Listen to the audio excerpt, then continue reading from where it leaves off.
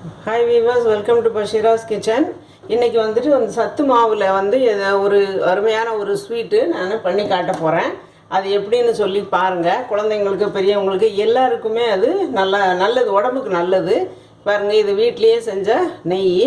இதுல மஞ்சப்பொடி அது இது எதுவுமே போட மாட்டோம். வெறும் வெண்ணெய் கடைஞ்சி பண்ண நெய். இதுல வந்து ஒரு ஸ்பூன் போட்டுக்கலாம். அடுப்பு பற்ற வைக்கல, இனிமேல் தான் பற்ற வைப்பேன். கொஞ்சம் போதும்.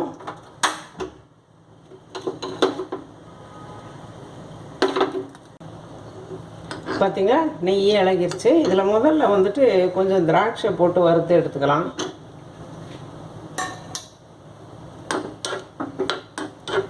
இளம் சூட்லேயே வச்சுக்கோங்க.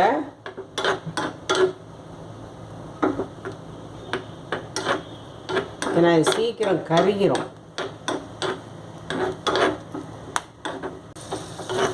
இங்கே பார்த்தீங்களா, இவ்வளோ புசு புசுன்னு வந்துச்சு பாருங்கள். இதை வந்து ஒரு பாத்திரத்தில் போட்டு வச்சுக்கலாம்.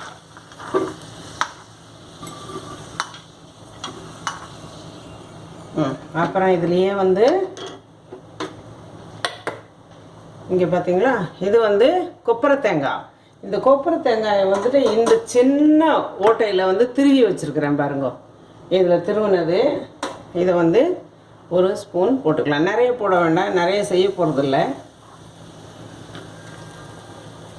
இது கூடவே முந்திரி பருப்பு நான் வந்து பொடி பொடியாக பண்ணி வச்சுருக்கேன், இடித்து வச்சுருக்கிறேன், அதையும் போடுறேன். இதெல்லாம் கருகிரும், அதனால நான் இதை கடைசியாக போடுறேன். இதெல்லாம் சிறு தீயிலேயே வச்சு எடுத்துருங்க.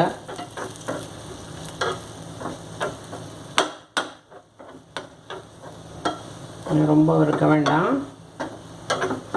இதையும் எடுத்துடலாம். இதையும் எடுத்தாச்சு. அப்புறம் இங்கே பாருங்கள், இப்போ இன்னொரு பாத்திரம் வச்சுட்டு கொஞ்சமாக தான் நெய் போட்டிருக்கிறேன், பார்த்துக்கோங்க. இந்த நெய்யில் வந்துட்டு நம்ம இங்கே பாருங்கள், பெரிச்சம்பழமும் இதே இதில் தான் வந்து திருவிட்டு நான் கொஞ்சம் மிக்சியில் போட்டு அடிச்சிருக்கிறேன். ரொம்ப கெட்டியாக இருந்தது. இதை போட்டுக்கலாம். இங்கே பாருங்கள், நெய்யில் எல்லாத்தையும் நான் வழித்து போட்டேன். இந்த பெரிச்சம்பழம் ஃபுல்லாக இது கொஞ்சம் சிறு தீயில் வேகட்டும். வெந்த பிறகு நம்ம வேறு ஒரு இன்க்ரீடியன்ட் போடலாம். பார்த்தீங்களா, இது கூடவே வந்து இது வந்து வெல்லம், கருப்பட்டி பாகு, அதை வந்து ஒரு ஸ்பூன் போடுறேன். சரிங்களா, கம்மியாகவே போடுங்க, அப்புறம் வேணும்னா போட்டுக்கலாம்.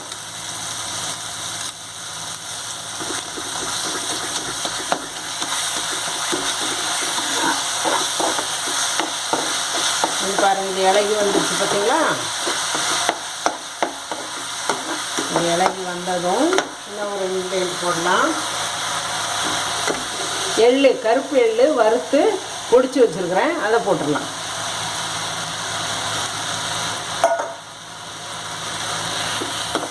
கொஞ்சம் வறுப்போம்.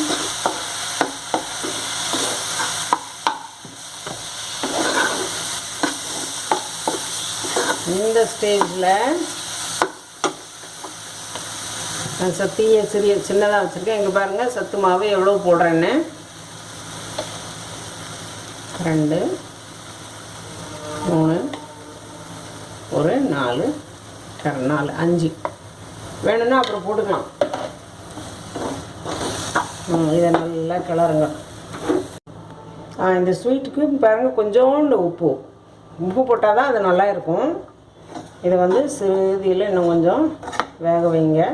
கொஞ்சம் நெய் போடலாம். கொஞ்சம் நேரத்தில் ஆகிடும் எல்லாமே சேர்ந்து.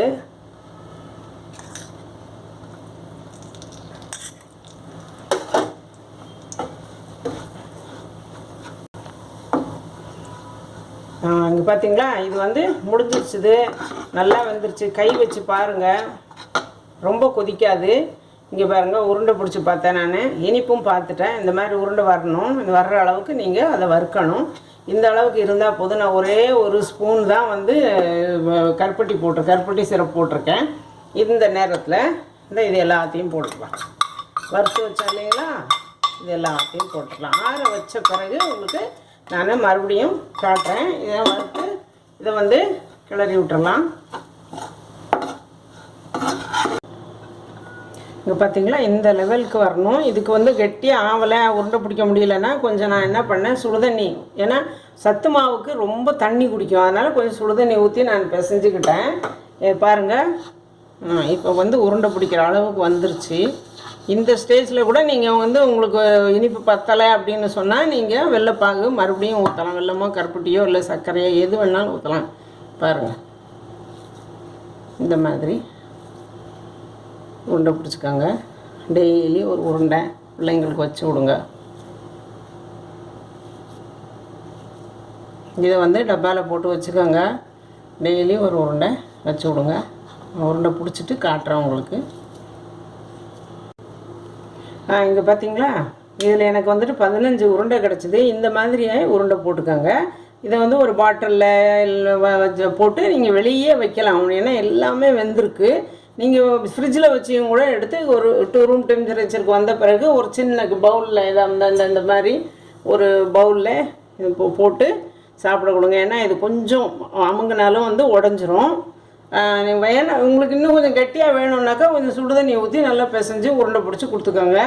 இது வந்து இந்த சத்து மாவில் செஞ்சது. இந்த சத்து மாவில் நிறைய இன்க்ரீடியன்ட்ஸ் சேர்ந்துருக்குது. உங்களுக்கே தெரியும், கம்பு, வரகு, சாமை, இந்த மாதிரி நிறைய இன்க்ரீடியன்ட்ஸு சேர்ந்து இதில் சுக்கு, வசம்பு, ஓமம் இதெல்லாம் கூட சேர்ந்துருக்கு. பொரிகடலை சேர்ந்துருக்குது, சட்னி கடலைன்னு சொல்லுவாங்க இல்லையா. அதில் கம்பு, வரகு, குதிரைவாளி, சாமை, அப்புறம் கோதுமை, கருப்பரிசி, சோளம், மக்காச்சோளம், இது எல்லாமே சேர்ந்துருக்குது. இது அதனால் இது சத்து மாவு குழந்தைங்களுக்கும் சரி, பெரியவங்களுக்கும் சரி, எல்லாத்துக்கும் இது ரொம்ப நல்லது. நீங்கள் செஞ்சு கொடுங்க.